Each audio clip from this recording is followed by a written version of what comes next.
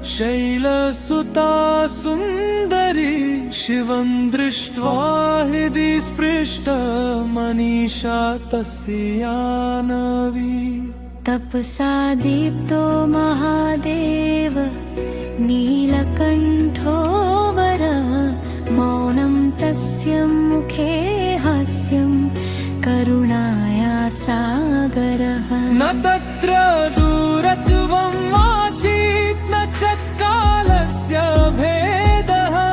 एकं हृदयमिव जातं भक्ते शुद्धं वेदः। गौरी शिव शिवेति वदति नित्यं मनसा। शिवो गौरी मालिंग वहति प्रेमधारा सा। गौरी शिव एकं हृदयं प्रेम्णा बद्धौ अमरोधौ दिव्यं वरदम्। गौरी शिव शान्तं सुमधुरं भक्तेर्मध्ये मिलितौ सदा शुभं सुन्दरम्। गंगा तस्य जगत्सु स्थिता दिव्य प्रवाह शुचि।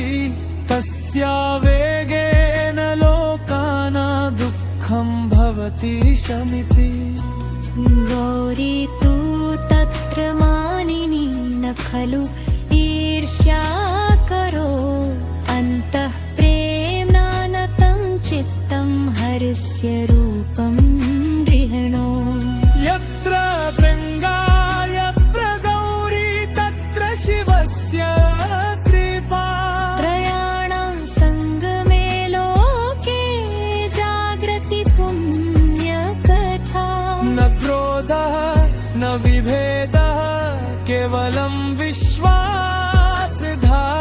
शिवशक्त्यो संयोगेन शोभन्ते सर्वद्वारा। गौरी शिव एकं हृदयं प्रेम्णा बद्धो अमरोधो दिव्यं वरदम्। गौरी शिव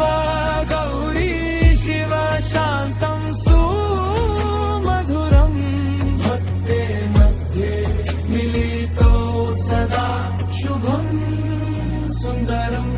शैलसुता विना शम्भु न पूर्ण इति जना।